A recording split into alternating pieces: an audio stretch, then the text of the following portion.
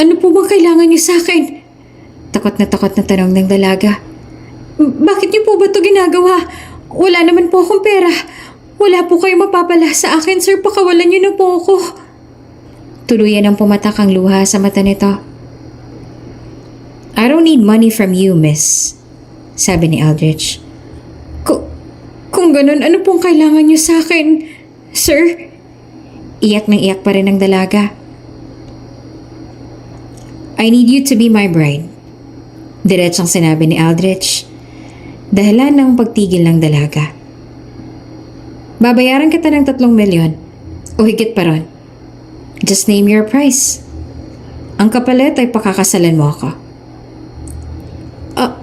Ako po? Tila hindi makapaniwala ang dalaga. Pero... Yes, ikaw. I need you to marry me. Nagbuntong hininga si Aldrich. Ipapaliwanag ko na lang lahat sa'yo after ng kasal. Ano? Pumapayag ka na ba na ikasal sa akin?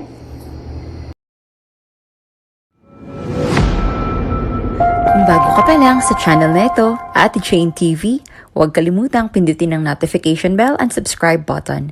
Sana po hindi naman malaking abala sa inyo ang pagpindot ng subscribe button dahil ang kapalit po nito ay ang pagsuporta para makapag-produce ng mga libreng stories sa mga channels ni Ate Jane. Maraming salamat!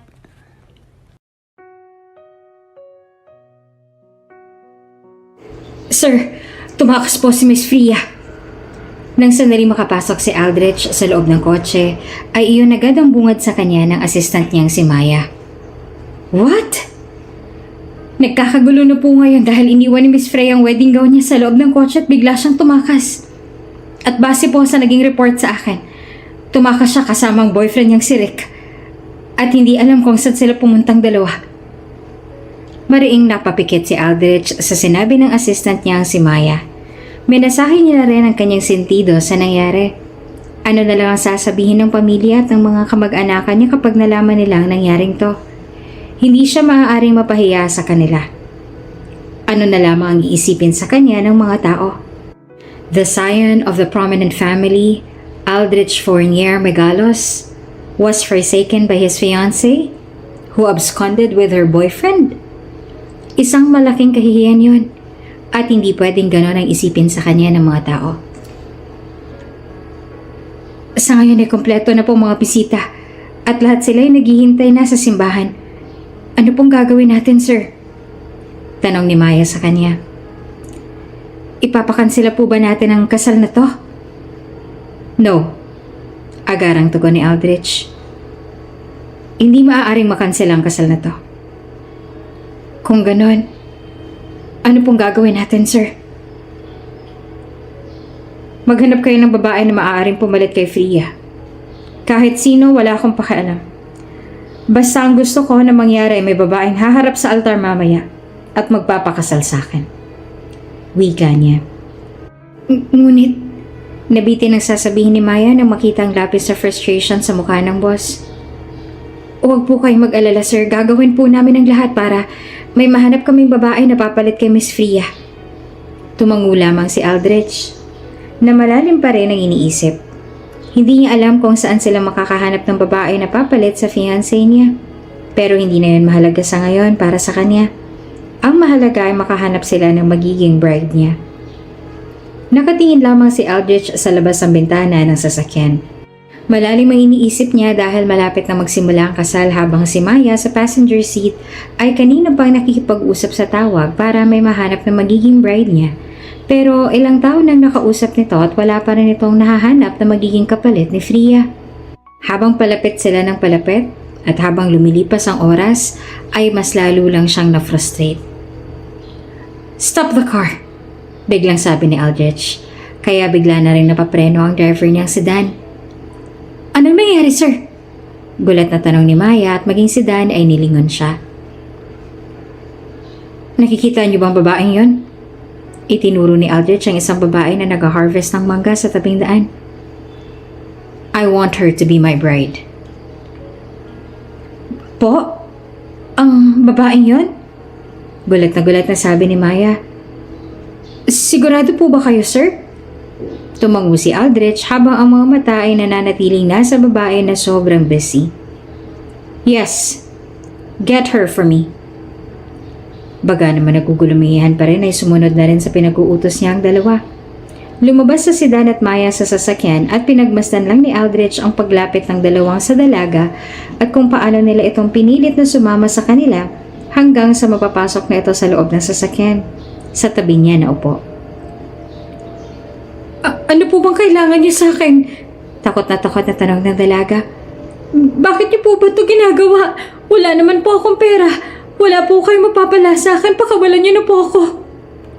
Tuluyan ang bumagsak ang luha sa mata nito. I don't need money from you, miss. Sabi naman ni Aldrich. Kung ganun, ano pong kailangan niyo sa akin, sir? Iyak na iyak pa rin ng dalaga. I need you to be my bride. Diretsahang sinabi ni Aldrich dahilan ng pagtigil ng dalaga. Babayaran kita ng 3 milyon o higit pa ron. Just tell me your price. Ang kapalit ay pakakasalan mo ko. Ako po? Tila hindi makapaniwala ang dalaga. Pero... Yes, ikaw. I need you to marry me. Nagbuntong hininga si Aldrich. Ipapaliwanag ko sa iyo ang lahat after ng kasal. Hindi pa rin nakasagot ang dalaga. Ni makagalaw ay hindi nito magawa. Nakatitig lang ito sa kanya. Tumigil na rin ito sa pag-iyak pero ang pisngi nito ay basang-basa pa rin ng luha na para bang isang batang uhugin. Pumapayag ka na ba na ikasal sa akin? At tila ba nabunutan sila ng malaking tinik sa dibdib nang pumayag nga ang dalaga sa alok niya. Pinakuha na ni Aldrich ang dalaga sa ibang mga tauhan niya na mag-ayos dito ng dalian dahil late na sila para sa sarili nilang kasal. You're getting married. Excited ka na ba, Aldrich? Nang aasar na tanong sa kanya ni Train, kaibigan at ang best man niya. Medyo. Tipid na sagot naman ni Aldrich.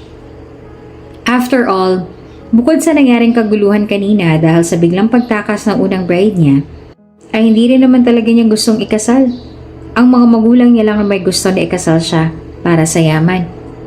Tinapik-tapik naman ni Lancelot ang balikat niya.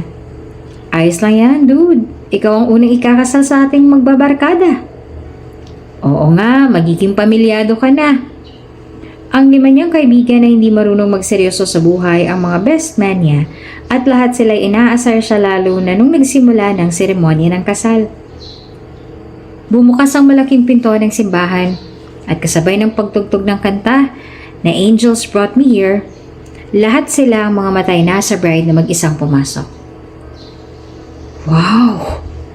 Iyon ang mga sabi ng ilang mga bisita. Nanatili naman nakatitig si Aldrich sa bride. May puting tela ang nakatakip sa kalahating mukha ng babae kaya ang mata lang nito ang nakikita. Ganun pa man, kahit sa mga mata pa lang ay masasabi na agad na maganda ito. Ang ibang tao sa loob ng simbahan, lalo ng magulang ni Aldrich at ni Freya, ay nagulat dahil alam na kaagad nila na hindi si Freya Roswell ang babae na pumasok sa loob. Samantalang ang ibang mga bisita naman ay nakangiti dahil kahit na hindi nila makita ang buong mukha ng bride, ay alam nila na maganda ito. Siya na ba si Freya? Dinig ni Aldrich na tanong ng kaibigan niyang si Ali. Oo, siya na nga ata yan. Si Jax naman ang sumagot. Hindi na pinakinggan ni Aldrich ang sinabi ng mga kaibigan niya at nanatili ang atensyon niya sa bride. Sa sandaling makalapit sa kanya ang bride na hanggang ngayon ay hindi niya pa rin alam kung anong pangalan, ay hinawakan niya ang kamay nito na nakasuot ng white gloves at sabay silang humarap sa pare na nakangiti sa kanila. Sir, wala naman po sigurong kiss the bride dito, no? Lumipat ang tingin ni Aldrich sa bride niya nang mahinang bumulong ito sa kanya. Nang maramdaman ng dalaga ang titig niya, ay binalingan din siya nito at kitang-kita sa mga mata nito ang hiya. Gumuhit naman ang ngisi sa labi ni Aldrich nang dahil doon. There is. It's part of the ceremony. Wala naman na sa plano ni Aldrich na gawin yon. Maraming paraan para hindi yon mahalikan. Pero gusto niyang asarin ang bride niya. Kasama po ba yun sa babayaran niyo sa akin? Bumulong ulit sa kanya ang dalaga. Hindi naman napigilan ni Aldrich ang amusement sa sinabi ng bride niya. Gusto niya na rin tuloy na mahinang matawa dahil doon. Somehow, he finds her cute. Magkano bang kailangan kong bayaran para sa isang halik? Hindi pa rin naaalis ang ngiti ni Aldrich. 100? Sinabi ng dalagang presyo. 1,000. At sa huli, si Aldrich ang nagpasya sa price. 100,000 for every kiss then. Hindi po ba masyadong mahal yun? Then what? Do you want me to kiss you for free? Nang aasar ang tono ng boses ni Aldrich. You have to take advantage of your rich husband. Make me pay for everything. Don't give me anything for free. Sa mga mata ng mga taong nakakita sa pagbubulungan ng dalawa, ay para bang nagkakasundo talaga silang dalawa. It looks sweet in their eyes dahil wala silang ideya kung ano nga bang tunay na pinag-uusapan ng dalawa. Sa kabilang banda naman ay nanatiling gulat ang magulang ni Aldrich at ni Freya Roswell na nakakakita sa lahat ng nangyayari. Sa tapat ng altar at ang higit pa nilang ikinagulat ay ang pagbanggit nila sa pangalan ng bride dahil ibang pangalan yon. Ang ibig sabihin ay ibang babae ang pinakasalan ni Aldrich. Ariana Madrigal, do you take Aldrich Fournier Megalos to be your lawful wedded husband? Dahan-dahan na tumango ang dalagang si Ariana. I do, Father. Matapos ang seremonya ng kasal, ay nanatili namang gulat ang pamilya ni Aldrich. Samantala, wala namang magawa kundi hayaan ang anak. Saka na lang nila ito kakausapin pag natapos ng kasiyahan at nakauwi ng bagong mag-asawa mula sa kanilang honeymoon. Gulat na gulat naman si Ariana nung sumundo sa kanila ng asawa niya si Aldrich ay isang mamahalin na limousine na naghatid sa kanila papunta sa airport na pag-aari rin daw ng kanyang asawa. Sumakay sila sa isang private jet patungo sa bansa kung saan ang magiging honeymoon nilang dalawa. Hindi nga lubos akalain ni Ariana na may honeymoon pa pala na magaganap after ng kasal nila, kahit na hindi naman na talaga nila mahal ang isa't isa. Ganun pa man ay wala siyang naging reklamo. Dahil napasok niya na to, hindi na siya maaaring tumakas pa. Bakit iiwan mo ang sandals mo, Ariana? Nagtataka na tanong sa kanya ng asawa na si Aldrich nang hubarin ni Ariana ang suot niyang sandal na ibinigay din sa kanya ng assistant nito. Tiningala ni Ariana ang asawa. Natigil din siya sa paghubad ng sandali sa kaliwa niyang paa. Baka madumihan po sa loob ng private jet ninyo. Napailing sa kanya si Aldrich. Pwede mo yung ipasok sa loob. Bago nauna na ito at pumasok na sa loob. Po? Gulat naman na tanong ni Ariana. Nagtataka man ay sumunod na si Ariana sa asawa niya. Binitbit niya na lang ang sandalyas at nakayapak na naglakad. Ayaw niya kasi talagang marumihan sa loob. Takang-taka naman ang mga nakatingin sa kanyang mga flight attendants sa mabait niya lang nanginitian. Sobrang sosyal sa loob ng private jet na halos mapigil ang paghinga ni Ariana. Ito ang unang beses na nakapasok siya sa isang airplane. Ang totoo niyan ay pangarap niya talaga noon na makapasok sa loob ng eroplano. Kaya pakiramdam ngayon ni Ariana ay natupad niya na ang isa sa mga pangarap niya. Kung malalaman ito ng pamilya at mga kapatid niya, panigurado na matutuwa silang lahat para sa kanya. Maupo po kayo, ma'am. Magalang nasabi ng isang flight attendant kay Ariana. Maraming salamat po. Magalang din na yumuko si Ariana sa flight attendant bago siya naupo sa tabi ni Aldrich na nakatingin sa kanya. Marumi po ang paa niyo, ma'am. Pupunasan ko po para sa inyo. Wika ng flight attendant bago lumuhod para sana punasan. Ang noon ay sobrang dumi ng paa ni Arya pero agad niya rin niyang pinigilan. Naku, hindi na po kailangan. Mabait na sabi ni Ariana. Ganyan na po talagang pa ako. Hayaan niyo na lang. Nagtaka naman ang flight attendant at tumingin kay Aldrich na tumangula ng bahagya para sabihin na sundin na lang kung ano ang sinabi ng asawa. Mabait nang ngumiti ang flight attendant kay Ariana bago ito tumayo at nagpaalam na. Tiningnan ni Aldrich ang paa ng asawa na sobrang dumi nga. Bakit ang dumi ng paa mo? Hindi ba nakaboots ka naman kanina nung nag-aani ka? Ah, opo sir. Kaso galing din naman po ako sa pagtatanim ng palay kasama si tatay kaninang umaga. Paliwanag ni Ariana na nagpatigil kay Aldrich. Pagtapos ko pong tumulong sa lolo ko sa palayan, diretso na po ako sa pagtulong sa pag-ani ng mangga.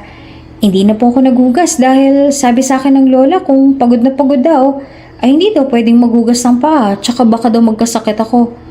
Kaya pasensya na po kung nadumihan ko yung eroplano ninyo. Nagtatanim ka rin ng palay? Manghang tanong naman ni Aldrich sa asawa. Tumango naman si Ariana. Opo, mas lalong nakaramdam naman ng pagkamangha si Aldrich sa babae sa kanyang tabi. Hindi niya lubos akalain na ang ganong mabigat na gawain ay tinatrabaho rin ito. Ang mga mangga ba kanina ay pag-aari niyo rin? Nagtatanong muli si Aldrich. Hindi po. Pagmamayari po yun ng napagsanglaan ng maliit naming lupain. Sinasahuran po nila ako para mag-ani ng mga mangga nila. Paliwanag naman ni Arya sa asawa.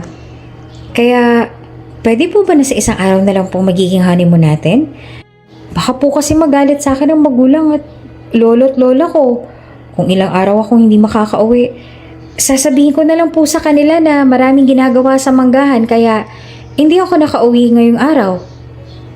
Marahan naman na tumango si Aldrich. Okay, isang araw lang tayo sa Hawaii. Dahil doon ay napatingin at napangiti si Arya. Salamat po, sir. Stop calling me sir. Po? Ang nagtataka na ani ni Ariana. Asawa mo na ako ngayon. Hindi magandang pakinggan kung sir pa rin ang tawag mo sa akin. Sa hindi malamang dahilan ay biglang bumilis ang pagtibok ng puso ni Ariana dahil sa sinabi nito na mag-asawa na sila. Kung ganon, ano pong dapat kong itawag sa inyo? My name, sagot ni Aldrich. Anyway, di ba sabi ko sa'yo ipapaliwanag ko ang dahilan kung bakit napili kita na maging bride ko pagkatapos ng kasal natin? Tumangu-tangu naman si Ariana. Opo sir, ang ibig sabihin ay Aldrich, ano po bang dahilan at bigla nyo na lang po akong inalok ng kasal? My supposed-to-be bride ran away. Diretso na sabi ni Aldrich na para bang hindi ito nakaramdam ng hiya na sabihin niyon kay Ariana na iniwan ito ng babae na dapat nitong mapapangasawa sa mismong araw pa talaga na magiging kasal na lang dalawa. Hindi ko alam kung anong dahilan niya at bigla na lang siyang tumakas. Ayoko may masabi mga bisita na kung ano tungkol sa akin kaya nang makita kita, I immediately chose to replace her. I mean, you have that face, kaya agad kitang napili. Kung ganon, ang mukha niya pala ang pinakadahilan kaya siya narito at napili na maging asawa nito. Ganon po ba? Ang nasabi na lang ni Ariana. Yes, sagot naman ni Aldrich. At katulad ng pangako ko sa iyo kanina, I am going to pay you 3 million sa pagpapakasal mo sa akin. Additional fee for every kiss since kailangan din natin na magpanggap na sweet or whatever that is in front of my friends or relatives. Plus, I might add another 20 million if my parents ask for a grandchild. Grandchild? Gulat na wika ni Ariana. Apo po, sir? Yes, apo. Pero, natigilan si Ariana ng ilang sandali. Hindi pa siya handang magkaroon ng anak. Berhen pa siya. At ang pangako niya noon sa kanyang sarili, sa kanya lang ibibigay ang pagkaberhen niya sa taong mahal niya at handa siyang iharap sa altar. Oo nga at kasal na silang dalawa ni Aldrich, subalit sa tingin niya ay hindi niya pa kaya na bigyan ito ng anak. Hindi rin naman kasi nila mahal ang isa't isa. Don't worry, hindi ko pa naman hihilingin sa'yo na bigyan na agad natin sila ng apo. Ani ni Aldrich nang mapansin ang pangamba sa mukha ni Ariana. Besides, hindi rin ako sure kung hihilingin nila yun bago ang annulment natin. Annulment? Banggit ni Ariana. Yes. After 2 years, magpa-file ako ng annulment at maaari ka na magpakasal sa iba. Hindi ko lang maaaring gawin yun ng mas maaga dahil ayoko magtaka mga tao. Paliwanag nito.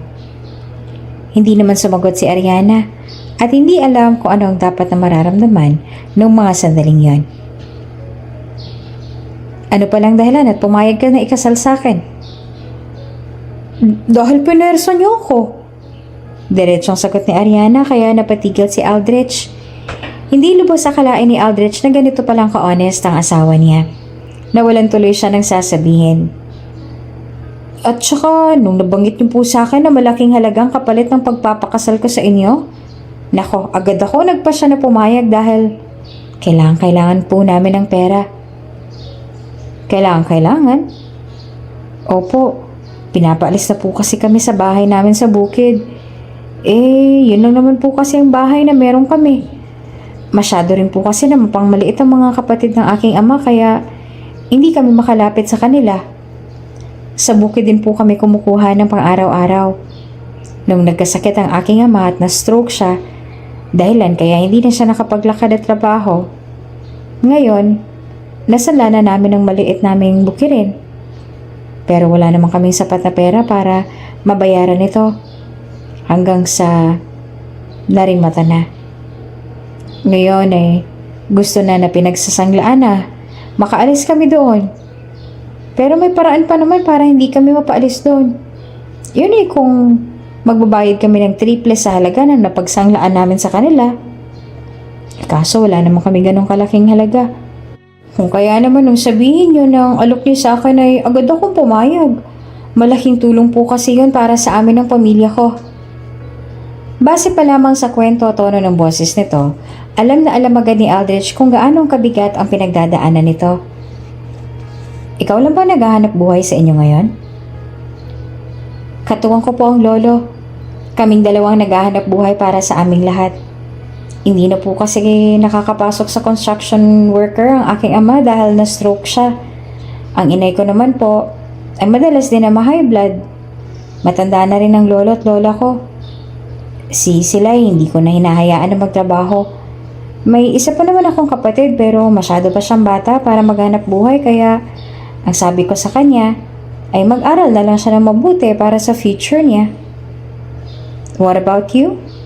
Nakapagkolehiyo ka ba? Hindi po. Wala kaming sapat na pera para doon. Elementary lang natapos ko pero marunong naman po ako sa mga bagay-bagay. Sa katunayan ay nakakaunawa po ako ng wikang Ingles. Tulad ng mga sinasabi niyo ngayon, hilig ko po kasi na magbasa ng sa ganon ay madagdagan naman ang kaalaman ko. At aaminin ni Aldrich na ang lahat ng mga naririnig niya ay hindi niya inaasahan. Kung may pagkakataon na makapag-aral ka, ano namang kurso ang nais mong kunin? Kurso? Nagtakang itsura ni Ariana. Ang gusto ko po noon pa man ay maging isang guro. Pangarap ko talaga na makapagturo pero hindi naman ako nabigyan ng pagkakataon na makapag-aral kaya ang kapatid ko na lang ang tinuturuan ko. Siguro ay hindi talaga para sa akin ang mangarap ng mataas para sa sarili ko. Kaya naman ang pangarap ko na lang ngayon ay para lang sa pamilya ko. Ayaw mo na bang mag-aral? Siyempre gusto ko pa rin po pero sa klase ng buhay na meron kami ngayon, mas pipiliin ko na lang na magtrabaho kaysa mag-aral. Higit na mas kailangan namin ngayon ng pera, lalo pat may maintenance pa ang aking ama. Si Aldrich ang tipo ng tao na hindi mahilig makialam sa buhay ng ibang tao. Siya ang tipong mas pipiliin na lang niyang maging tahimik kaysa magtanong na magtanong, pero pagdating sa asawa niya ay hindi niya mapigilan ang hindi magtanong. Para bang gusto niyang malaman ang lahat ng mga bagay tungkol dito at nakakapagtaka na tandaan niya ang lahat ng yon. Sa kabila ng pagiging madaldal at curious ng asawa niya ay nananatili ring kalmado si Aldrich. Katakataka na mahabang pasensya niya dahil maging si Aldrich ay may ideya kung gaanong kaikli ang pasensya niya. Matapos ang ilang oras sa pag-uusap nilang dalawa ay sinabihan ni Aldrich ang asawa na magpahinga na lang muna dahil may trabaho pa siya na kailangang tapusin. It turns out, sa sobrang pagiging madaldal ng asawa, ay nakalimutan na ni Aldrich na may online meeting pa pala dapat siya ngayong araw. May mga kama rin po pala sa eroplano. Mangha namang usal ni Ariana habang nakatingin sa kama sa harapan. Yes, sinadya kong palagyan. Tiningnan ni Ariana ang asawa. Bakit po? Well, there are times that I'm too tired from work. But I still have flights kaya mas gusto ko na matulog ng komportable sa biyahe. Paliwanag ni Aldrich kaya napatangu-tangu siya. Nakakamangha naman, ang ganda-ganda ng eroplano ninyo. Thanks. May trabaho pa ako kaya pwede kang magpahinga dyan muna sa kama. Nako, sa sahig na lang po ako matutulog. Nagkasalubong pang kilay ni Aldrich. What? Why? At higit pang nagtaka si Aldrich na magsimula na maglatag ang asawa niya ng kumot na hihigaan nito sa sahig. What are you doing? Masyado pong malinis ang kama ninyo. Puting-puti ang sapin, baka madumihan ang paa ko. Tiningnan ni Aldrich ang paa ng asawa na marumi pa rin. Sit down. Nang hindi siya sumunod, hinawakan ni Aldrich ang magkaiba niyang balikat at saka siya pinaupo sa kama. Lumapit ito sa isang maliit na cabinet. May kinuha na isang balot ng wipes at alcohol. Higit pang nagtaka si Ariana nang biglang lumuhod ito sa kanyang harapan. Ano pong ginagawa niyo, sir? Let's wipe your feet so you can sleep comfortably in the bed. Sagot ni Aldrich bago inabot ang paa niya. Hindi na nakapagreklamo sa kanya si Ariana. Ni makagalaw ang hindi niya nagawa. Hinayaan niya na lang na punasan ni Aldrich ang paa niya hanggang sa maging malinis na yon at sinabihan siya nito na magpahinga na. Wow! Nasa anong bansa na tayo ngayon, Aldrich? Puno na rin ang pagkamangha ang tono ng boses ni Ariana habang iginagala ang mga mata. Hawaii? Tipid na sagot naman ni Aldrich habang nakasundo sa asawa. Sa inyo po bang bahay na to? Tukoy ni Ariana sa isang malaki at magandang bahay na nakikita niyang kaharap ay mga napakagandang tanawin. Yes, nilingon niya ang asawa. Dito na po ba tayo titira? Kung gusto mo, walang problema sa akin. Nako, kahit gaano pa naman po kagandang lugar na to, hindi ko naman po pwedeng tumira dito kasama niyo dahil malayo ako sa pamilya ko. Kaagad niyang sinabi. Maaari ko naman silang patayuan ng bahay sa malapit. Kalmanting wika nito. Hindi po kaya ng aking ama na malayo sa lugar na nakasanayan niya. Mahal niya ang bukid lalo ng lugar kung saan kami nakatira ngayon. Kahit na karamihan ay masamang ugali ng mga tao sa amin at madalas siyang minamaliit, ay tsak ko na hindi siya mapapayag na malayo sa lugar namin. Ang San Fabian ang kabiyak ng buhay niya eh. Tumango naman si Aldrich. I understand. Hindi naman kita pipilitin na dito tumira. Besides, may buhay naman ako sa Pilipinas. But we can still visit here with your family. Talaga? Bigla namang nagliwanag ang mukha ni Ariana. Isasama rin natin sila dito sa susunod natin na pagbisita? Of course. They are my family now too. I want to spoil them as much as I will spoil you. Mas lalo pang lumaki ang ngiti ni Ariana dahil sa sinabi nito. Maraming salamat, Aldrich. You're welcome. Maganda ang labas ng bahay lalong-lalo na ang tanawin. Nag-iisa lang ang bahay na ito dito kung kaya naman ang tanging ingay lang na naririnig nilang dalawa ay ang mga boses niya at ang ingay ng kalikasan. Pagpasok nila sa loob ng mansyon ay mas lalo pang namangha si Ariana sa nakita niya. Wow! Mas maganda pala sa loob ng bahay. Parang isang palasyo, ang ganda. Sinundan lang ni Aldrich ang tingin ng asawa na para bang isang bata na sobrang tuwang-tuwa sa mga nakikita. Malaking ngiti nito sa labi habang umiikot-ikot at tuwang-tuwa. She's so cute. Namamangha si Aldrich sa kanyang nakikita. Siguro dahil ito rin ang unang beses na nakasakses siya ng ganito. Napapalibutan ng mayaman ng mga tao si Aldrich at lahat sila ay hindi marunong maging masaya sa maliit na bagay. Siguro ang dahilan kung bakit manghang-mangha siya na makita na ganito kasaya si Ariana ay dahil na rin sa itong unang beses na nakakita siya ng ganito. Mag-isa lamang na natulog si Ariana sa kwarto ni Aldrich dahil may mga trabaho pa si Aldrich na kailangan tapusin. Kahit na iyon ang unang beses na natulog siya sa kwarto ni Aldrich, sa kama nito dito sa bahay, ay maayos naman na naging tulog ni Ariana. Marahil dahil na rin sa sobrang pagod.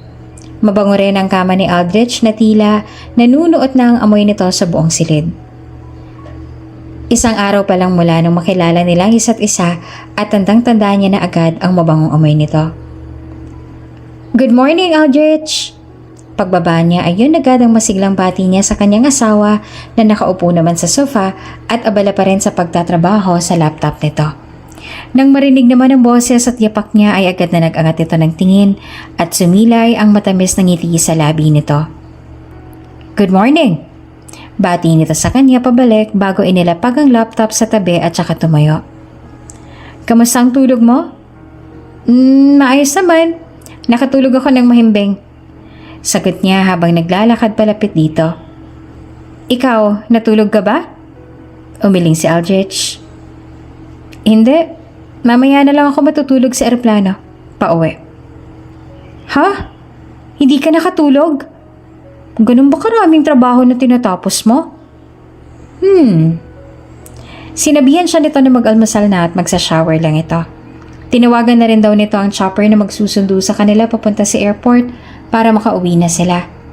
Lagpas 10 hours ang magiging biyahe nila pabalik sa Pilipinas kaya siguro ay mababawi naman ni Aldrich ang tulog nito doon. "Ang ganda ng tanawin dito," manghang sabi ni Ariana habang nakatingin sila sa magandang tanawin sa labas ng bahay ni Aldrich. Naglalakihang puno at bundok. "Kung ganito ba naman kaganda masisilayan mo pagising mo tuwing umaga. Tsaka ko na mas lalo kang sisipagin na magtatrabaho. Tama ba ako, Aldrich?" Sabay lingon niya sa asawa. "Yes, you're right." Pagsang-ayon naman ito. "Pwede rin ba magtanim sa bundok na yan?" "Yes, it's mine. Kaya magagawa mo kung anong gusto mo riyan." Gulat niya itong tiningnan. Ang ibig mong sabihin maging ang bundok na yan ay pag-aari mo rin?" "Yeah?" Mas lalo siyang nagulat sa narinig. "Ganun kakayaman?" Not really. Sapat lang." "Sapat lang para makapagmay-ari ka ng ganyang kalaki at lawak na bundok?" "It's not that big though. Tama lang. Everyone can have it if they work hard." "Pero masipag naman akong tao. Bakit hindi pa rin ako makakabili ng sarili kong bundok sa Hawaii?" "Dahil hindi mo na kailangan na bilhin yan? It's yours now." "Ha?" "Asawa mo na ako ngayon, kaya ano man ang meron ako, ay sa'yo na rin." Bigla siyang pinamulahan sa sinabi nito at bumilis din ang tibok ng kanyang puso. Pero, wala pang pangalan ng bundok na yan. Gusto mo bang bigyan ng pangalan?" Biglang tanong ni Aldrich. Talaga? Pwede ko ba talaga siyang bigyan ng pangalan?" Masayang tanong naman niya. Ewan niya ba at labi siyang natutuwa dahil siyang magpapangalan sa bundok na nakikita ng kanyang mga mata. "Yes. Kung ganun, pwede ba namin siyang pangalanan na Montaña de la Esperanza?" "Montaña de la Esperanza. Oo, magandang pangalan yun para sa kanya." Sa ilalim ng sikat ng araw ay para bang kumikislap din ang mga mata niya. Ngumiti si Aldrich sabay tango. "Kung ganon, magmula ngayon ay tatawagin natin siyang Montaña de la Esperanza." "Ang ganda! Bagay na bagay sa kanyang pangalan niya." Tuwang-tuwang sabi niya. Hindi naman na mabigil ni Aldrich ang ngiti sa kanyang labi habang nakikita ang asawa niya na sobrang tuwang-tuwa. "Sa susunod na punta natin dito, we can climb the Montaña de la Esperanza." Mas lalo pang na-excite si Ariana. "Talaga?" "Yes, but right now, wala na tayong sapat na oras. Dahil maya-maya lang ay kailangan na nating bumalik ng Pilipinas. I'm sure nag-aalala na para sa iyo mga magulang mo." Pabalik sa bansa ay sobrang busy pa rin si Aldrich sa trabaho nito. Bandang hapon na nang lumapag ang eroplano at hindi na siya nasamahan ni Aldrich pa uwi sa kanila dahil may trabaho pa ito na kailangang tapusin. Pero nangako naman ito sa kanya na bibisita ito sa kanila bukas para formal na makapagpakilala sa mga magulang niya. Sa katunayan ay sobrang kabado si Ariana sa kung papaano magiging reaksyon ng pamilya niya sa oras na malaman nila nakasal na siya nang wala man lang silang kaalam-alam. Sa eroplano pa lang ay iniisip na ni Ariana kung ano nga bang maaaring mangyari kapag nalaman ng magulang niya at mas lalo lang siyang kinakabahan. Naniniwala rin naman si Ariana na magugustuhan ng magulang at saka lolo at lolo niya si Aldrich dahil sa ikli ng panahon na sila'y magkakilala ay alam niya na agad na mabait ang naging asawa niya. Marahil nga lang si Aldrich ang tipo ng tao na magaling mag-express ng nararamdaman nito.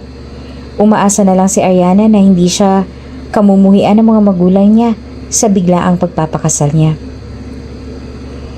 Inay, Itay, Lolo, Lola, nakabalik na po ako. Masayang hiyaw ni Ariana habang tumatakbo siya papunta sa kanilang bahay na medyo nasa bulubundukin. Ngunit agad din siyang natigilan nang makita kung sino ang nasa kanilang bahay. Choron! Gulat niyang sabi at nagtataka na tiningnan ng magulang niya. Nako, andito na palang anak niyong malandi. Nangungutsang sabi naman ni Ron, ang nakakatandang kapatid ng kanyang ama. Anak, saan ka ba nanggaling at hindi ka man lang nagpaalam sa amin ng ama mo? Puno ng pag-aalala na tanong sa kanya ng kanyang ina na maluha-luha na. Nagpalusot na lang si Ariana. Marami po kasing ginawa sa manggahan kaya hindi ko ako nakauwi. Tinapos ko po kasi agad ang lahat ng mga gawain ko.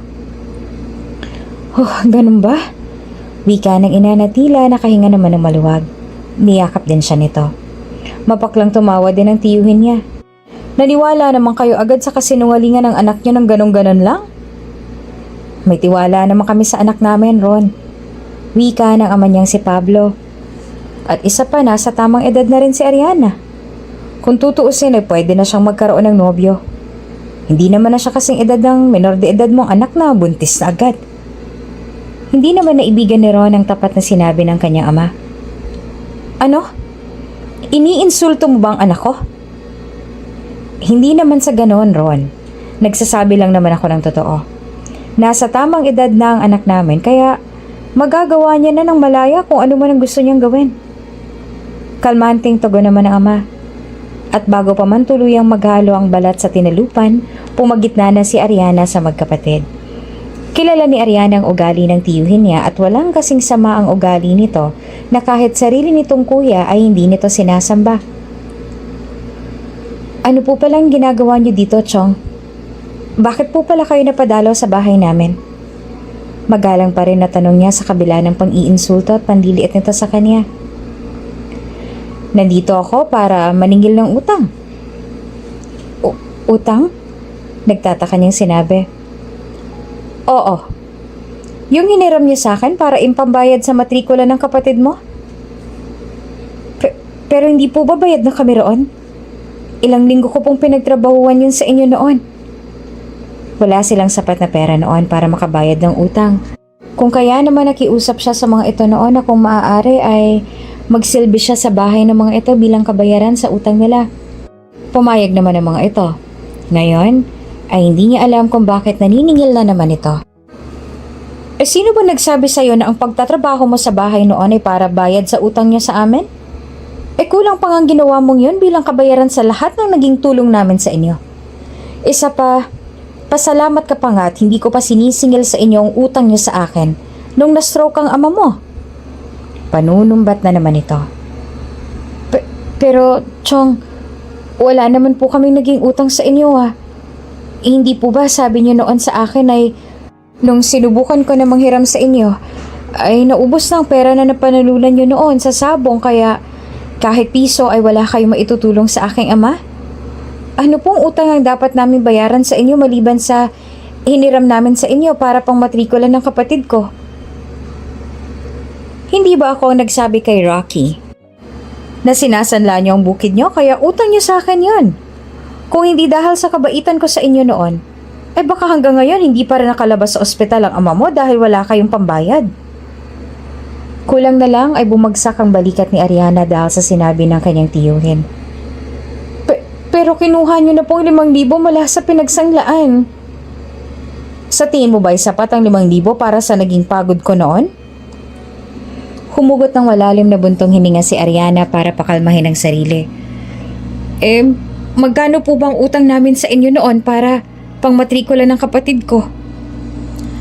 3,000. Tumungo siya at humugot ng pera mula sa kanyang bulsa. Narito po ang 10,000. Pwede na po ba kayong umalis, Chong? Gusto ko pa po kasi na makausap ang pamilya ko. Tinanggap ni Ron ang pera, ngunit sa halip na magpasalamat dahil sobra-sobra na yon, ay ininsulto pa siya nito. At saan ka naman nakakuha ng ganito kalaking halaga ng pera, Ariana? Hindi ba walang-wala naman kayong pamilya mo? May trabaho po ako, Tio. Ang sagot naman sa kalmado na tono, kahit nasa loob-loob niya ay para bang sasabog na siya sa labis na galit na nararamdaman. At anong klase naman ng trabaho para kitain mong ganitong halaga ng pera sa loob lang ng 2 araw at 1 gabi na bigla mong pagkawala? Ang pagiging isang pokpok ba? Sabay ngisi ni Ron. Hindi po ko ganong uri ng babae, Tio. Hindi nga ba? Sa hirap ng buhay niyo ay tila ba malapit ka nang mauwi sa ganon? Ngumiti pa si Ariana. Ang tipo ng ngiti niya ay tila ba nang iinsulto siya. Nako, Chong. Huwag niyo po akong itulad sa mga anak ninyo. At saka, hindi po ba kayo nahihiya? Kalalaki niyong tao ay ganyan ang sinasabi niyo sa pamangkin mong babae? Ano po kayong mararamdaman mo kapag sinabi ko sa inyo na malandi ang anak mo dahil sa edad na 16 ay nabuntis na siya at hindi pa alam kung sino sa dalawa niyang lalaki ang ama? Aba, hindi ko gusto ang tabas ng dila mo, ha? Nagtatanong lang naman po ako, Chong. Hindi ko naman po iniinsulto ang anak niyo. Pero wag niyo na po sanang hintayin na gawin ko yon. Iyon ang bantang binitawan ni Ariana na dahilan para matigilan ang Chong niya. Buti na lang ay umalis na ang tiyuhin niya bago pa man siya tuluyang mapuno dito. Nak, saan ka naman nakakuha ng ganong kalaking halaga ng pera? Paunang tanong ng kanyang ina. Bigay po yun sa akin ng asawa ko para pamasahe dahil hindi niya raw ako nahatid pero hindi ko naman po naubos. Bagaman nag-aalangan, ay tapat niyang sinabi ang totoo. Ayaw niyang patuloy na maglihim sa magulang niya, lalo pat bukas ay pupunta mismo si Aldrich sa bahay nila para formal na makapagpakilala sa buong pamilya niya. Asawa? Naguguluhan na wika naman ng ama. Opo. Kaya po ako nawala ng 2 araw dahil dumalo po ako sa aming kasal. Paliwanag niya. At kitang-kita niya kung paanong sabay-sabay na bumagsak ang kanilang mga balikat. Biglaan pong pagpapakasal naming 2 kaya hindi ko na napaalam sa inyo. Ang totoo, anak. Anong dahilan ng lahat ng to? Nanginginig ang boses ng kanyang ina. Mariin siyang lumunok. Kasal na po ako at binayaran niya po ako ng 3 milyon para pakasalan siya. Pumayag ka? Opo. Tuluyan ang bumagsak ang luha ng kanilang mga mata. Ano? Bakit mo naman ginawa yun? Bakit ka pumayag ng ganon? Nay, kailangan po natin ng pera.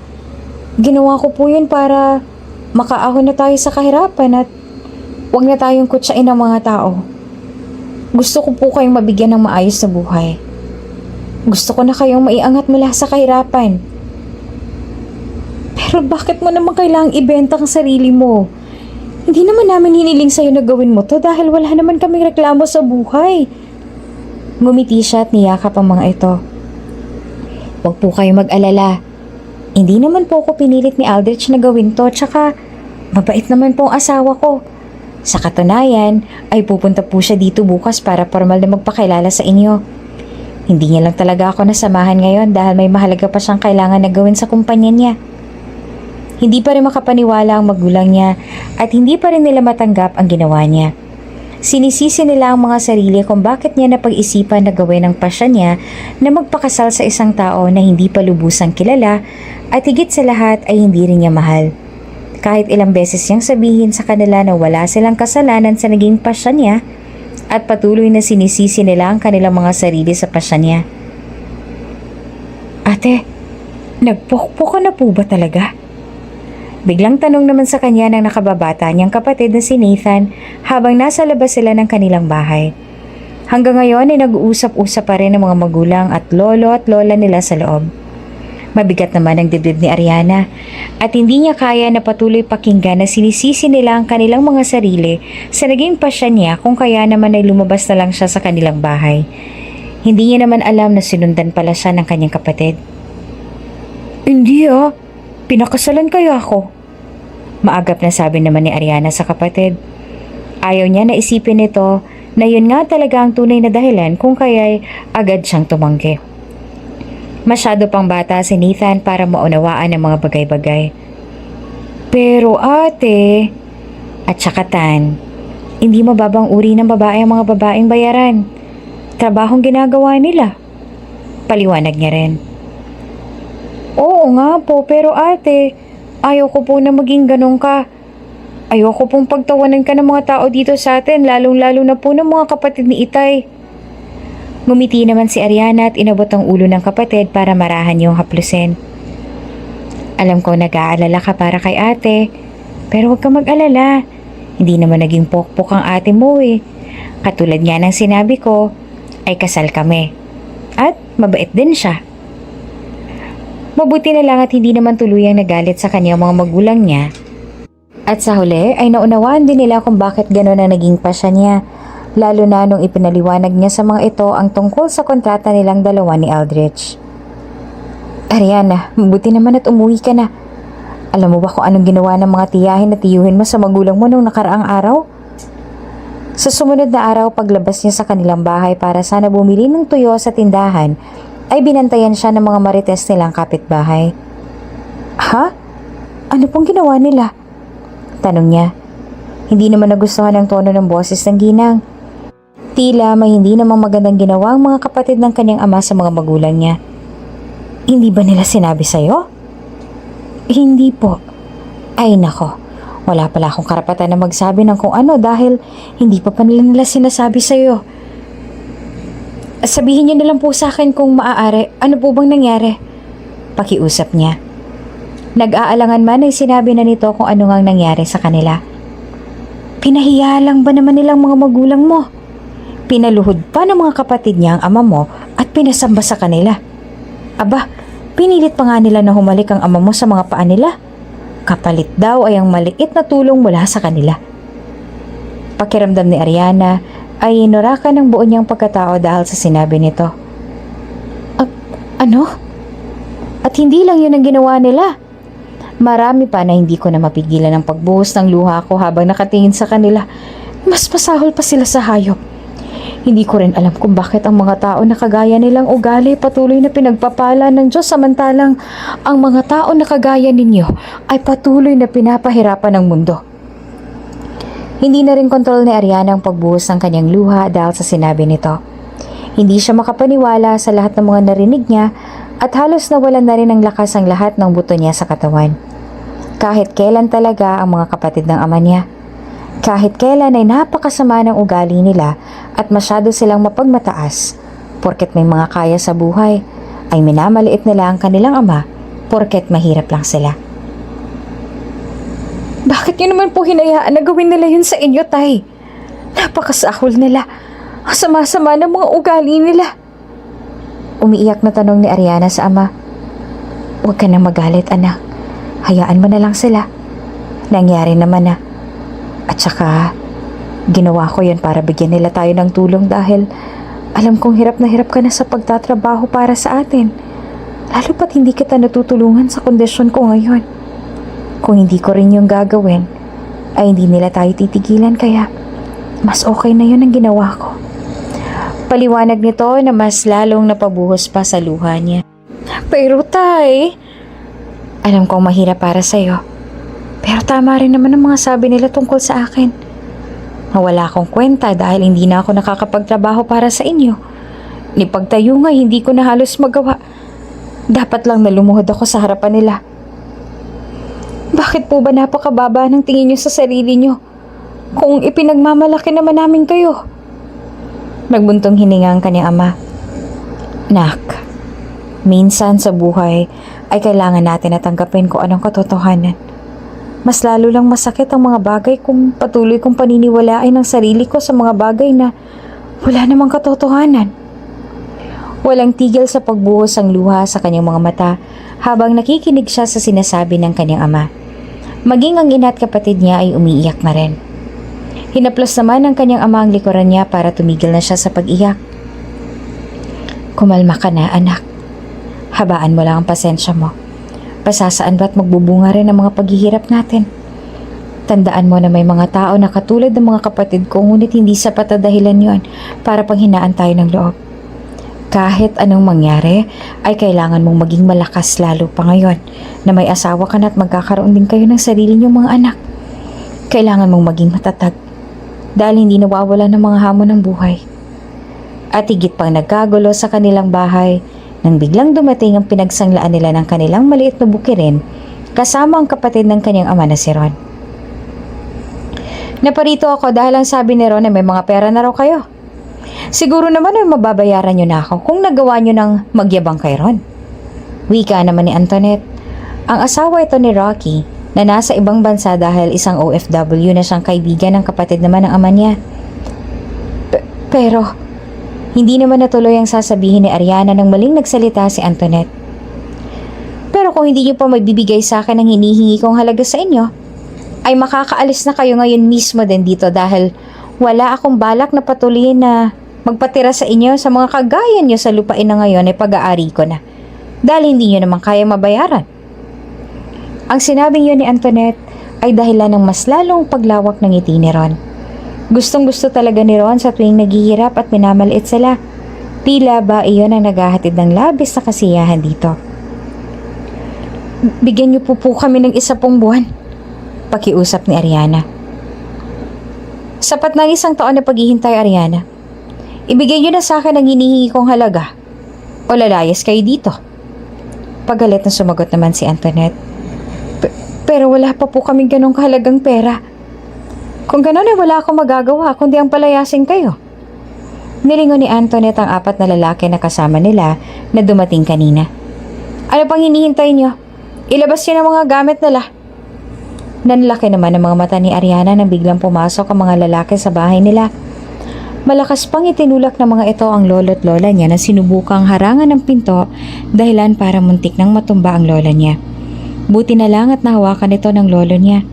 Ang kanyang ina naman ay umiiyak na habang yakap ang kapatid niyang si Nathan at ang kanya namang ama ay walang magawa kundi ang nanlulumong pagmasdan na lang ang mga lalaki na walang awa na pumasok sa loob ng bahay nila at inilabas ang mga gamit doon. Pinagbababato pa nga nila ang iba sa mga gamit doon.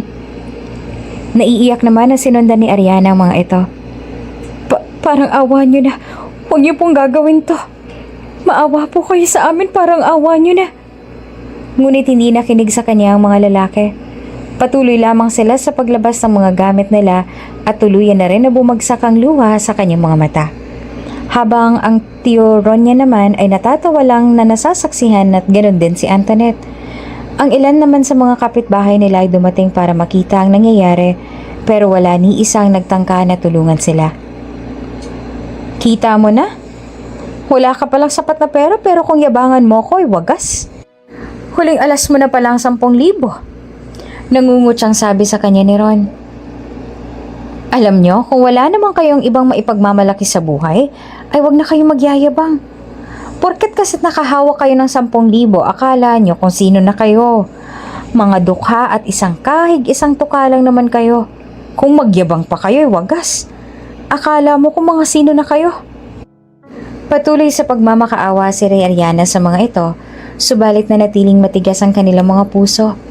Napaluhod na lang si Ariana at katulad ng magulang ay wala na rin siyang ibang nagawa kundi ang hayaan sila. What's happening here? Anong ginagawa niyo sa asawa ko? Napaangat ng ulo si Ariana nang marinig niya ang galit na boses ng asawa niyang si Aldrich. Nakita niya itong tumatakbo kasabay ng isang magandang babae at 2 lalaki na nakasuot ng itim na suit. Ariana, anong nangyari? Kaagad siya nitong dinaluhan na makalapit.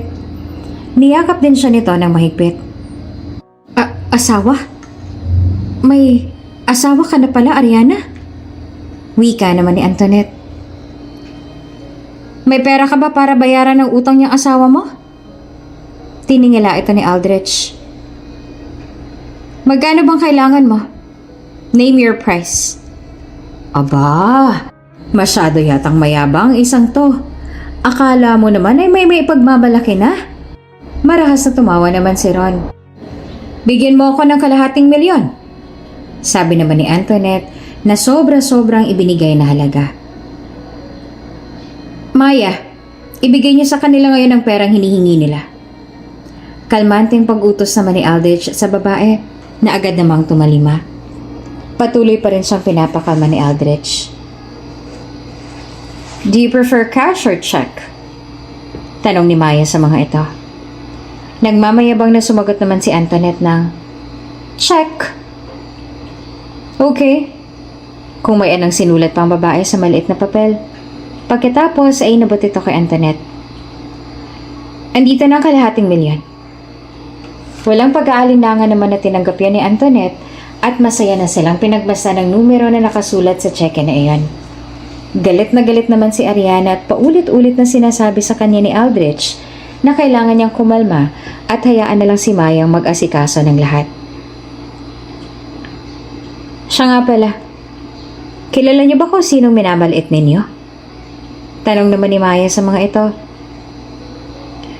Ariana Madrigal Megalos is the wife of Aldrich Fournier Magalos. Mataray na nagsalita si Antoinette. Ano namang pakialam namin sa kanila? Ang mahalaga sa amin ay ang pera. Ngumisi naman si Maya sa kanila. Sinasabi ko lang sa inyo dahil baka magsisi kayo sa huli at hindi niyo muna kinilala kung sinong binabangga ninyo. Tiningnan ni Antoinette si Aldrich na tinulungan siyang tumayo. Eh bakit? Sino bang lalaki na yan, ha? The only son of one of the richest family in the world. Ang ibig sabihin noon ay mas mayaman pa siya kesa inaakala niyo. Paliwanag ni Maya kaya napasinghap ang ilan sa mga nakarinig sa sinabi nito. Kabilang na doon ang tiyuhin niya. Kaya mag-iingat ka. Baka ang cheque na hawak mo ngayon ay magamit mo rin bilang pampiyansa dahil sinasabi ko sa inyo, hindi tama ang ginagawa niyong to. Anong sinasabi mo? Nauutal na tanong ni Antoinette. Leave them, Maya. Just call Attorney Vergara and let them handle everything. Utos ni Aldrich sa assistant. Copy that, sir. Nakangiting sagot naman ni Maya sa boss. Narinig niyo na. Mukhang kailangan niyo nang simulang magdasal-dasal o kaya naman ay namnamin niyo na ang kalahating milyon dahil sigurado ako na hindi ito palalampasin ng boss ko. Nang aasar pa na sabi ni Maya sa tiyuhin at kay Antoinette. Iniwan na nila ang mga ito at hinayaan na si Maya at ang mga bodyguards ang mag-asikaso sa mga ito. Sabi ni Maya ay kayang-kaya na raw nito yon dahil maliit lang naman ito na problema. Compare sa mga problema na kailangan nitong i-handle araw-araw. Ikaw ba talagang asawa ng aming anak? Hindi naman makapaniwala na tanong ng kanyang ina. Nandito na sila ngayon sa loob ng kanilang tahanan at nakaupo sila sa maliit nilang sala. Kaharap ngayon ni Aldrich ang buo niyang pamilya habang siya naman ay nakaupo lang sa tabi nito at kinakabahan.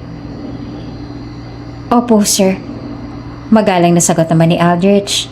May ngiti rin sa mga labi nito. Ako po si Aldrich Fournier Megalos. Ikinagagalak ko po kayo makilala.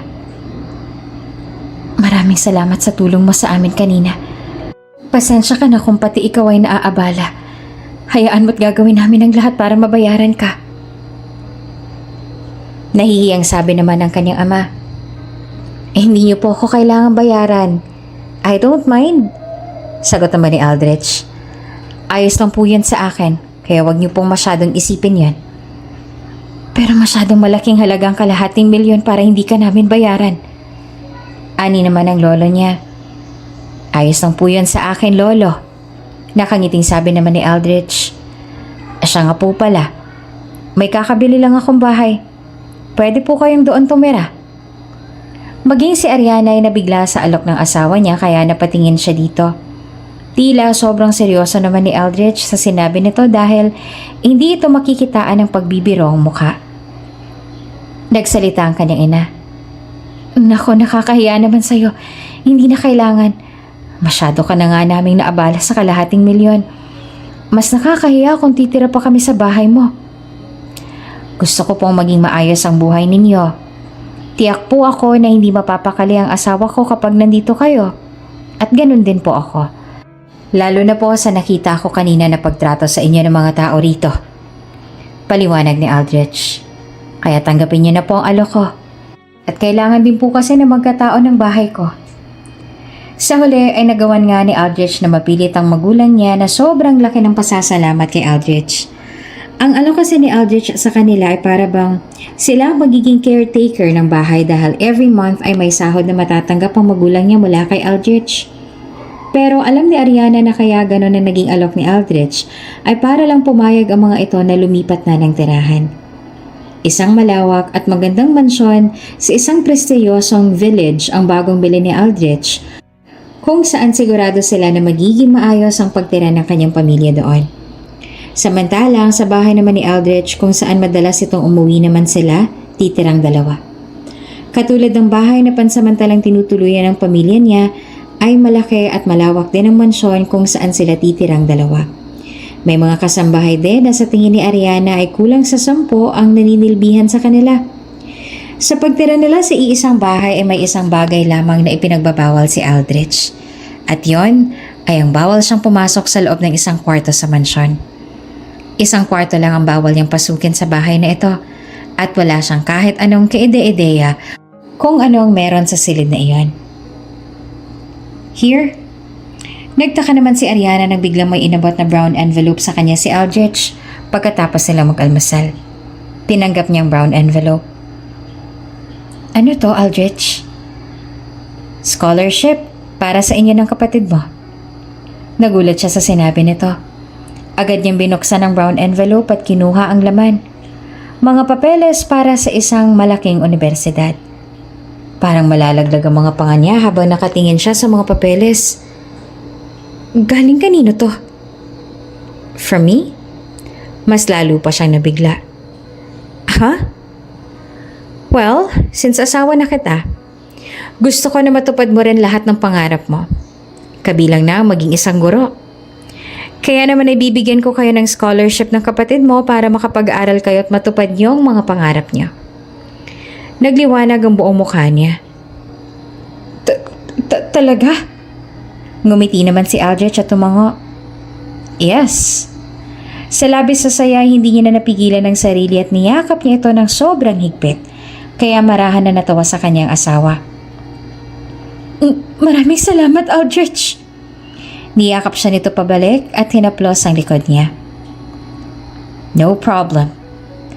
Ipinaliwanag sa kanya ni Aldrich na hindi niya na kailangang dumaan ng high at senior high school. Basta maipapasa niya lang ang mahirap na exam, maaari na siyang tumuloy sa kolehiyo. Kung kaya naman ay pinaghandaan niya talaga para sa exam na yon. At sa awa nga ng Diyos ay nagawa niyang maipasa. Walang kapantayang saya na nararamdaman ni Ariana dahil doon. Maging ang pamilya niya ay sobrang saya at proud na proud sa kanya. You made it! Masayang sabi sa kanya ni Aldrich matapos na makita ang result ng exam niya. Congratulations, Ariana! Masaya siyang umiti at yumakap din siya sa kanyang asawa na agad din siyang niyakap pabalik. Salamat, Aldrich. At bakit ka naman nagpapasalamat sa akin? Hindi naman ako ang nagsagot ng exams mo. Natatawang sabi ni Aldrich habang yakap siya. You worked hard for it. You deserve it. Pero kung hindi dahil sa'yo, ay hindi ako makakapasok sa St. Ford University. Ikaw ang nagpasok sa sarili mo doon because you worked hard. Lumayo sa kanya si Aldrich at saka matamis ang umiti habang diretsong nakatingin sa mga mata niya. Don't put credits on me for something you've worked hard for, okay? Matamis siyang umiti at saka marahan na tumango. Okay, pero salamat pa rin. Mahinang natuwa lang sa kanya si Aldrich dahil nagpasalamat na naman siya. Parehong walang pakialam ang dalawa habang nagyayakapan sila sa kusina kung saan hindi lang silang dalawa ang tao. Ang mga katulong na nakakakita sa lambingan nilang dalawa ay parehong napapailing na lang sa kanila at lihim ang pagngiti.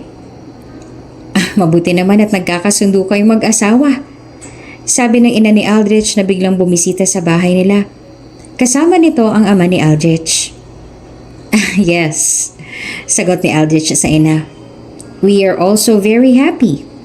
Mabait naman ang mga magulang ni Aldrich kahit na noong una ay nagalit pa ito sa kanila dahil sa biglaang pagpalit ni Aldrich ng bride sa araw mismo ng kasal nito. Kalaunan ay natanggap din siya ng mag-asawa matapos ipaliwanag ni Aldrich ang lahat sa mga ito. Mabuti naman kung ganon. Nakangiti namang sabi ng ina ni Aldrich. Siya nga pala, Ariana. Sinabi sa amin ng asawa mo na nakapasa ka raw sa exam na tinake mo at makakapag-college ka na? Opo, masayang aniya. Congratulations, Iha. Masaya kami ng papa mo para sa'yo. Nahihiya naman siyang ngumiti. Salamat po, Mama. Sa katunayan ay mama at papa na rin ang gustong itawag ng mga magulang ni Aldrich sa mga ito. Pero hanggang ngayon ay hindi pa rin siya sanay kaya awkward pa rin sa pakiramdam niya sa tuwing tinatawag niya ng mama at papa ang mga ito. Siya nga pala, may balita na kami tungkol kay Freya. Wika naman ang ama ni Aldrich. Nabalitaan namin na ikinasal na pala sila ng nobyo niya sa Germany. Mabuti naman po kung ganun. Wika ni Aldrich. Natanggap na ba ng pamilya niya ang relasyon nilang dalawa? Wala naman silang magagawa, hindi ba kundi ang tanggapin dahil doon sasayang anak nila. Nakasundo na rin ang magulang ni Aldrich ang pamilya niya at madalas nang pinapabisita ng magulang ni Aldrich ang pamilya niya sa mansyon ng mga ito. Lalo na kung walang trabaho ang mga ito sa opisina. At masaya rin si Ariana na kahit na contract lang lahat ng to ay naging masaya sila at hindi na nagkaroon pa ng mga problema. Hi! Pagbati ni Ariana sa asawa na lumabas mula sa silid na ipinagbabawal nitong pasukin niya. Tila nagulat pa ito nang makita siya pero agad din nagumuhit ang ngiti sa labi nito. Hey! Bago naglakad papunta sa harapan niya. Bakit gising ka pa? Hindi ako makatulog eh. Ikaw? Likewise, sagot nito. Are you excited for tomorrow? Bukas na rin kasi ang simula ng pasok niya sa St. Ford University. At isa rin yun sa dahilan kung bakit hindi siya dinadalaw ng antok. Mabuti na lang at panghapon naman ang schedule niya dahil freshman pa lang naman siya kaya hinayaan niya na lang ang sarili niya na magpuyat. Oo, excited na ako para bukas. Sagot niya. Dahilan para gumuhit ang malambing na ngiti sa labi ni Aldrich. Pero kinakabahan din ako. Don't be nervous. Sigurado ako na makakahanap ka agad ng kaibigan doon. Sana nga. Hindi ka pa ba matutulog? Wala ka bang trabaho bukas ng umaga? Meron pero hindi ako dinadalaw ng antok eh. Hindi na lang siguro ako matutulog? Ha? Hindi ka na naman matutulog? Nag-aalala na tanong niya sa asawa. Sa isang linggo ay para bang may isang araw din ito na talagang hindi natutulog dahil sa dami ng trabaho na kanilang kailangan tapusin. Well, I guess I don't have a choice. Hindi talaga ako dinadalaw ng antok. At hindi naman hahayaan ni Ariana na hindi naman makapagpahinga si Aldrich, lalo pat bukas ay sigurado siya na marami na naman itong trabaho na kailangan tapusin. Kung kaya naman ay isang beses na humakbang siya palapit dito, kaya halos isang dangkal na lang ang layo ng kanilang katawan sa isa't isa. May magagawa ba ako para matulungan kang antukin? Naglalambing ang tono ng boses niya. Pinulupot naman ni Aldrich ang isang braso sa bewang niya. Ang malalim nitong mga mata ay diretsong tumititig sa mga mata niya at saka yumuko para magkalapit ang mukha nilang dalawa. Ilang beses nang nagkalapit ang mukha nila at ilang beses na rin na naglapat ang mga labi nila. Pero hanggang ngayon ay nasa starstruck pa rin siya sa sobrang gwapo ng asawa niya. Ito na marahil ang pinakagwapong lalaki sa mga mata niya. Maihahalin tulad ang kagwapuhan at kakisigan nito sa mga Diyos ng Griego. Kung tutuusin ay matatawag si Ariana na pinakamaswerteng babae sa balat ng lupa dahil nakatagpo siya ng isang lalaki na ganito kakisig at kagwapo. I'll send 1 million to your bank account. Just let me kiss you till you drop tonight. Mas nilapit pa ni Aldrich ang mukha sa mukha niya. Just kiss. Wala namang pagtumpik-tumpik na pinulupot ni Ariana ang braso niya sa leeg ng asawa. Hindi mo kailangang magbayad. Magagawa mo rin naman ang lahat ng gusto mong gawin sa akin ngayong gabi. Bago siya tumingkayad at pinaglapat ang labi nilang dalawa. Naging mainit at mapusok ang halik na pinagsaluhan nila hanggang sa pareho na nilang hindi makontrol ang kanilang mga sarili. Sa tabi ng silid na ipinagbabawal ni Aldrich na pasukin niya ay ang opisina nito at doon sila pumasok habang ang kanilang mga labi ay nananatiling magkakonekta. Isinandal ni Aldrich ang likod niya sa nakasarang pinto. Parehong nag-iinit ang katawan nila at ang sinisigaw ay ang bawat isa. Pero bago pa man nila tuluyan na hindi makontrol ang kanilang mga sarili, ay lumayo na sa kanya si Aldrich. Bakit ka tumigil? Hinihingal at nabitin na tanong ni Ariana sa asawa na halatang nagpipigil. Tonight is not the right time yet. Sagot nito sabay marahan na hinaplos ang mukha niya. Matulog ka na. Pakakalmahin ko lang ang sarili ko. Hindi naman maintindihan ni Ariana kung bakit palagi nalang pinipigilan ni Aldrich ang sarili na angkinin siya kahit pa binibigay niya na dito ang consent niya. Ang palagi nitong dahilan ay hindi pa raw yon ang tamang panahon. Naging maayos din ang unang linggo ni Ariana sa St. Ford University. Hatid sundo siya ng kanyang asawa at minsan, kung hindi ito pwede dahil sa maraming trabaho na kailangan tapusin ng driver nito, sumusundo sa kanya. Nagkaroon din kaagad siya ng mga kaibigan at dahil nga sa gustong-gusto talaga ni Ariana noon pa man na makapag-aral, ay sobrang active rin siya sa oras ng klase. Matalino si Ariana at isa sa kagandahan doon ay hindi siya nahihirapan na mag-adjust dahil mabilis siya nakakaunawa sa mga bagay-bagay. Ganun pa man sa kabila ng pagiging sobrang abala niya sa pag-aaral, ay hindi rin maaalis sa isip niya ang kanyang asawa. Hindi maaalis sa mga tanong sa isip niya kung ano nga bang meron sa silid na ipinagbabawal nito na pasukin niya at kung bakit patuloy siya nitong tinatanggihan. Hanggang sa isang maulang gabi ay tuluyan ang nawala ng kontrol si Aldrich sa sarili at inangkin na siya nito. Sa loob ng silid na ipinagbabawal nito siya pinasok at doon inangkin.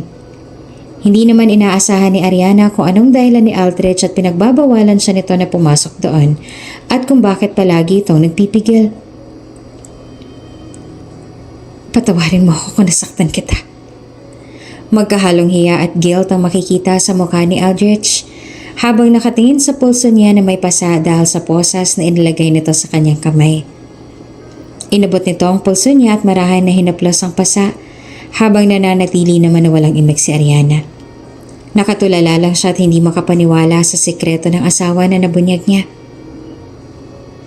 Patawarin mo ako kung hindi ko nagawan makapag-control kagabi.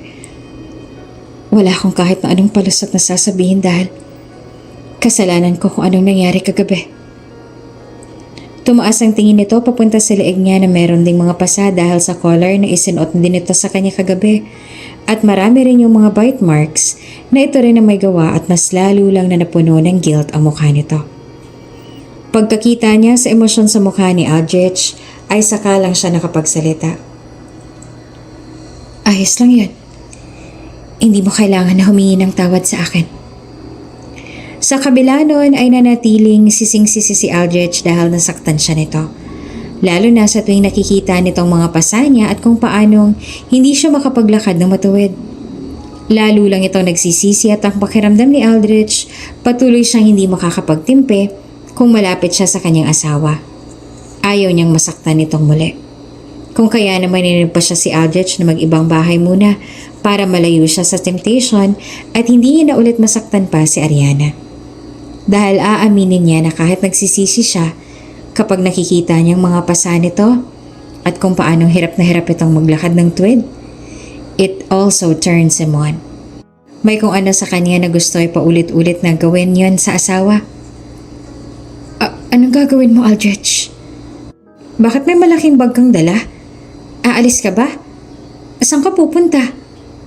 Nagugulahan na tanong ni Ariana sa asawa nang makita niya ang mga bag nito na ibinaba ng mga tauhan nito sa hagdan. Siguro mas makakabuti muna kung mag-iiba muna ako ng bahay para hindi na ulit kita masaktan. Paliwanag naman ni Aldrich. Ha? Hindi mo naman kailangan gawin yon. Aldrich, hindi mo kailangang umalis. Kaagad niyang sinabi para pigilan ito. Sa totoo lang ay hindi naman alam ni Ariana kung bakit masyado nitong iniisip na nasasaktan siya. Oo nga't nasaktan siya, ngunit ayos lang naman yun sa kanya. Noong unay nabigla siya pero kalaunan ay nauunawaan niya na si Aldrich. Ganon pala siyang tipo ng tao. Kaya hindi siya makakapayag na umalis ito dahil lang sa dahilan na yon. No, I need to. May pag-aalangan ang tono ng boses ni Aldrich. Kailangan kong lumayo para hindi na kita masaktang muli. Sa tingin ko habang nasa malapit ka mas lalo lang ako nahihirapan. Mahihirapan ako makapagtimpi because every time I see your face, it's making me want to take you into every corner of this house. Pero, pinutol ni Aldrich ang sasabihin niya. Just let me, Ariana. Gusto pa ni Ariana ang tumanggi subalit muling nagsalita si Aldrich. Para sa ating dalawang tong gagawin ko. Kaya sa huli ay walang nagawa si Ariana, kundi ang hayaan na lang ang asawa na umalis. Sa unang gabi na wala ito sa bahay nila ay sobrang nalungkot siya at hindi na siya sanay na wala si Aldrich. Sa loob lang ng ilang buwan nilang pagsasama na dalawa ay nasanay na kaagad siya na laging kasama niya si Aldrich, kaya naman ang malayo ito sa kanya ay may kakaibang lungkot na hatid sa kanya. Pakiramdam ni Ariana ay siyang may dahilan at kasalanan kaya ng ibang bahay si Aldrich. Nalulungkot siya at gusto niya na muling pilitin ang asawa na bumalik na lang sa bahay nila, ngunit nakapagpasya na ito kaya wala na siyang magagawa pa. Nag-away ba kayo mag-asawa? Tanong sa kanya ng kanyang ina. Bumisita siya sa mansyon kung saan nakatira ang mga ito dahil nalulungkot siya sa bahay nila ni Aldrich na wala ito roon. Nagbuntong hininga naman ng malalim si Ariana. Hindi po, Nay. Kung gano'n, bakit kailangan niya ng ibang bahay? Nagtataka namang saad ng kanyang ina. Hindi naman maaaring sabihin ni Ariana kung ano bang tunay na dahilan kung bakit kaya nag-isip na lang siya na magiging palusot. Kailangan niya po kasing maging malapit sa opisina niya. Iyon naman ang palusot na naisip niya. Hindi ka ba niya pwedeng isama roon sa bago niyang bahay? Tanong naman ng kanyang ama. Ayaw niya raw po akong maabala. Mapapalayo po kasi ako sa university ko kung doon din ako titira sa bahay niya. Matatagal ba daw siya doon natitira? Wala po siyang sinabi pero babalik naman po siguro siya sa bahay namin. Kung gano'n ay kailangan mong maghintay. Tiyak ako na para rin sa inyong dalawang ginagawa niya. Siguro ay gusto niya lang na makapag-focus kayo sa trabaho niya para mas lalo ka pa niyang mabigyan ng maayos na buhay. O kaya naman ay para sa magiging anak ninyo. Wika ng ina na pinapagaan ang loob niya. Kaya huwag kang masyadong mag-isip ng kung ano-ano. Kulang na lang ay sa bahay na rin niya kung saan ang mga magulang niya siya matulog dahil at least doon kasama niya ang pamilya niya at hindi niya nararamdaman na mag-isa lang siya. Sa bahay nilang dalawa ni Aldrich, kahit nakasama niya naman doon ang mga kasambahay nila, pakiramdam ni Ariana ay mag-isa lang siya. Aaminin ni Ariana na namimiss niya ng asawa niya at hindi yun healthy para sa kanya dahil para bang hindi na siya nakakatulog ng maayos tuwing gabi. Ariana, saan ka pupunta? Uuwi ka na ba kaagad?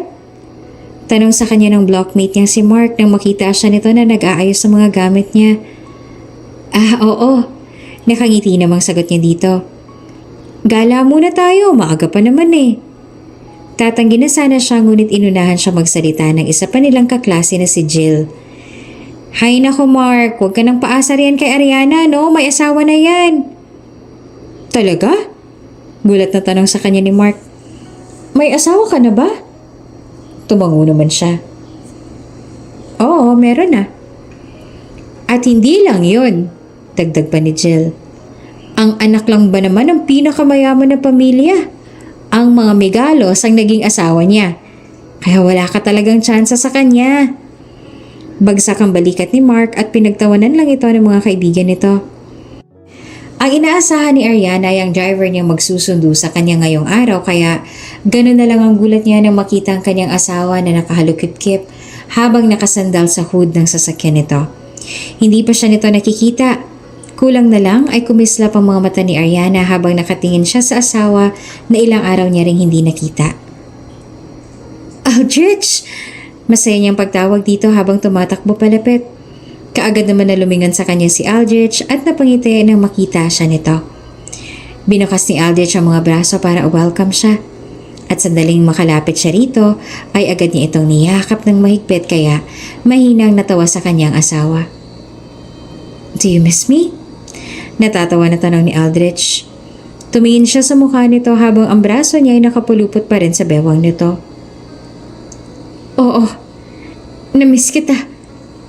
Ang tagal mo hindi umuwi sa bahay. Malungkot na aniya. Ngumiti naman si Aldrich bago pinatakan ng halik ang kanyang noo. Sorry, I got so super busy with work. Ngayon lang ako nagkaroon ng free time kaya ako nang nagsundo sa'yo. Ngumuso siya na kunwari nagtatampo at ang kanyang mga mata ay agad na nanlaki nang bigla nitong hinalikan ng labi niya na nakapout pa rin. I've missed you too. Sabit ni Aldrich at saka muli nitong hinalikan ng labi niya. And your lips. Pumasok na sila sa loob ng sasakyan. Sa passenger seat siya naupo at sa sandaling nakabit ang seatbelt niya ay tumunog naman ang cellphone niya. Mula sa loob ng bag niya. Kinuha niya ito mula sa loob at nagtaka nang makita ang message niya mula sa bank account niya dahil may nag-transfer ng pera na halagang 1,000,000. Para saan to? Nagtataka na binalingan niya ang kanyang asawa na siyang nag-send ng pera sa bank account niya. For the kiss? Sagot nito. Ha? Pero bakit 1,000,000? Hindi ba sabi ko sa'yo hindi mo na ako kailangang bayaran? Well, I wanted to pay. For this. Hindi na siya nakagalaw nang biglang dumukuwang palapit sa kanya si Aldrich at inangkin ang labi niya sa mainit na halik. Sa halik na yon, binuhos nila ang sobrang pagkamis at pananapik nila sa isa't isa. Pareho silang dalawa na hingal na maghiwalay ang mga labi nila. Kulang na lang kasi ay kainin na nilang mukha ng isa't isa. Hindi ka pa ba talaga babalik sa bahay? Tanong niya sa asawa paglipas ng ilang sandali. Ang atensyon ni Aldrich ay nasa daan.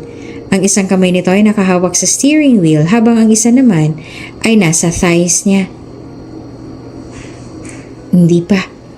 Hindi pa sa ganon. Malungkot naman siyang napabuntong hininga. Kung ganon kailan ka babalik sa bahay? Tiningnan niya si Aldrich na nararamdaman ng lungkot sa boses niya. Pinisil din ito ang hita niya. Malapit na. Konting tiis na lang. At hindi naman alam ni Ariana kung ilang araw o linggo niya pa bang kailangang maghintay hanggang sa bumalik na ito sa bahay nila. Hindi niya alam kung hanggang kailan niya kayang magtiis na hindi niya ito makakasama. Ewan niya ba, pero pakiramdam niya ay sobrang lungkot niya pag nasa malayo ito. At sa tuwing nasa malapit naman ay sobrang saya ng pakiramdam niya. Yung totoo, hanggang kailan mo ba balak na pahirapan ang sarili mo, dude? Nang aasar na tanong kay Aldrich ng kaibigan niyang si Ali. Andito ngayon ang 5 sa bahay kung saan siya pansamantalang tumutuloy. Oo nga, natatawa namang pagsang-ayon ni Jax. Obvious naman na gusto mo makasama ulit ang asawa mo pero andito ka sa vacation house mo. Mag-isa at nalulungkot kasi hindi mo siya kasama. Nagbuntong hininga rin si Aldrich. Totoo naman ang lahat ng sinabi ng mga kaibigan niya.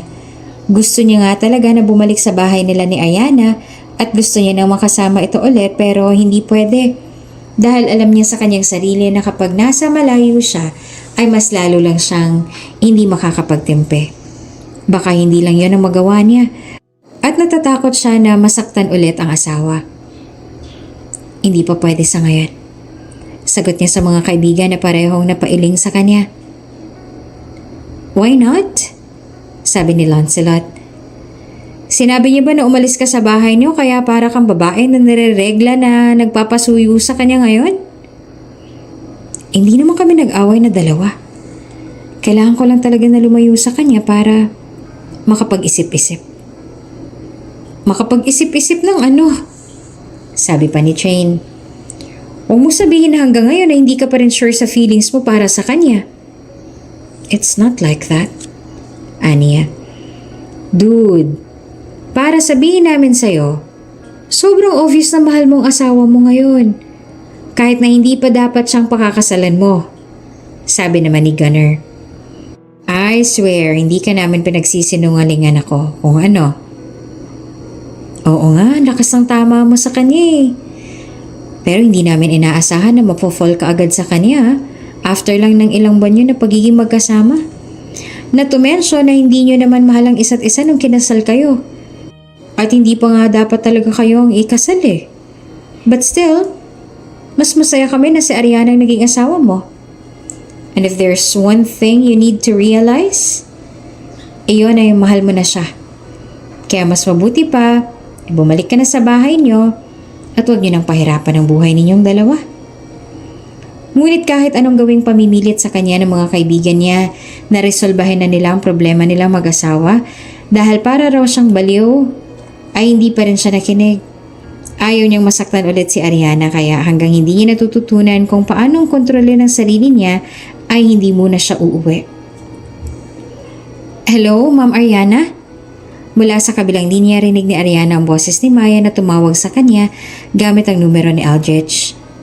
Hello, Maya, bakit ka napatawag? Pasensya na po ma'am kung tumawag ako sa inyo gamit ang numero at cellphone ni Sir Aldrich.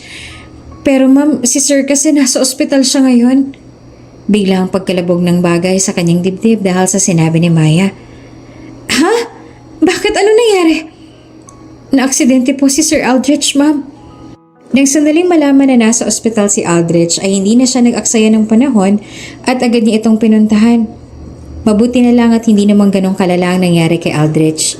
Nagka-bone fracture lang ito kung kaya ay hindi ito nakapaglakad at naka-wheelchair lang. Sabi ng doktor ay kailangan daw na ipahinga ni Aldrich ang paa para daw hindi na iyon mas lalong mamaga. At para naman mas lalo niyang maalagaan ang asawa, ay nagpasya si Ariana na imbis na sa bahay kung saan pansamantalang tumutuloy si Aldrich ito uuwi, ay sa bahay na nila ito pinadiretso pagkalabas nito mula sa ospital.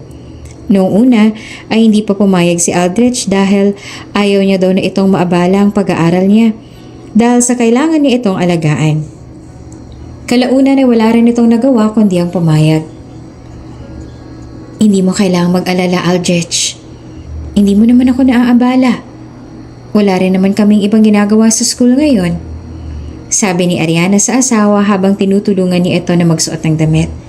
Kahit na alam niyang kayang-kaya naman ni Aldrich na gawin niyo na mag-isa dahil sa paa naman ito ang naaksidente, gustong-gusto niya pa rin at tinutulungan ito. Tsaka isa pa, asawa mo naman ako. Kaya dapat lang naalagaan kita. Mahina namang natawa si Aldrich. Thanks. Pero parang ginagawa mo naman akong bata sa lagay na to. Ano ka ba? Gusto lang kitang alagaan.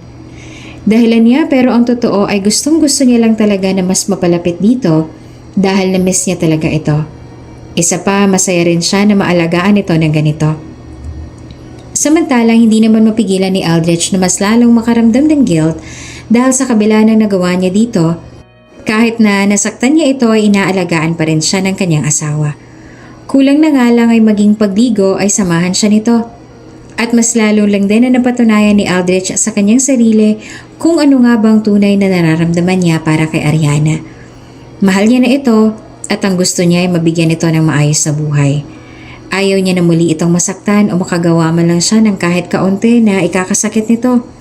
Sisikapin niya na magbago para lamang hindi niya ito masaktang muli. Mas lalo namang hindi niya ito pakakawalan pa. Siya na atang pinakamaswerteng lalaki sa mundo dahil siya ang naging asawa nito at hindi siya magiging isang tanga para saktan at pakawalan niya pa ito. Marry me again, Ariana. Biglang sabi ni Aldrich habang nakaluhod si Ariana sa kanyang harapan at hinihilot ang paa niya. Nagtataka namang tiningala siya nito. Ha? Pakasalan mo ulit ako at araw-araw kitang niligawan. Diretso niyang sinabi. Ngumiti naman si Ariana. Pakakasalan naman talaga kita ulit, Aldrich. Kahit saan pang simbahan ay handa akong pakasalan ka ulit. Pero bakit parang biglaan naman yata na gusto mo magpakasal ulit tayo? Nagkaroon ka ba ulit ng problema? Yumuko siya at inabot ang maliit at inosenteng mukha ng asawa. Mahal kita, Ariana. Iyon ang dahilan ko kung bakit gusto kong magpakasal ulit tayong dalawa. Ilang segundo na natigilan ito kapag Juan ay gumuhit ang matamis na ngiti sa labi nito. Mahal din kita, Aldrich. Tuluyan niyang inangkin ang labi nito na agad din na tinugon ni Ariana at ginaya ang galaw ng labi niya sa sabay na ritmo. Nang magkahiwalay ang labi nilang dalawa ay inaabot ni Ariana ang kanyang muka. Hindi mo kailangan na patuloy na magalit sa sarili mo dahil lang sa nasaktan mo ako ng isang beses na nag-enjoy din naman ako. Sayong-sayo ako. Kaya malaya mong magagawa ang lahat ng gusto mo na gawin sa akin. No, maagap niya sabi niya. Hindi ko na ulit gagawin yan. Ayoko na masaktan ka ulit. Matamis na ngumiti si Ariana. Salamat sa pag-aalaga sa akin, Aldrich. Mahal kita, Ariana. Hinaplas niya ang mukha nito. Kaya hindi ko hahayaan na masaktan ka. Mahal na mahal din kita, Aldrich. Salamat sa pagmamahal at pagtanggap mo sa akin. At ilang linggo lang mula nung magkaaminan silang dalawa ng nararamdaman ay muli siyang nag-propose sa asawa. This time, may singsing na at saksi na ang mga mahal nila sa buhay. At sa pangalawang pagkakataon na humarap sila sa altar, pareho nilang pinapangako sa isa't isa na mamahalin at aalagaan nila ang isa't isa habang buhay.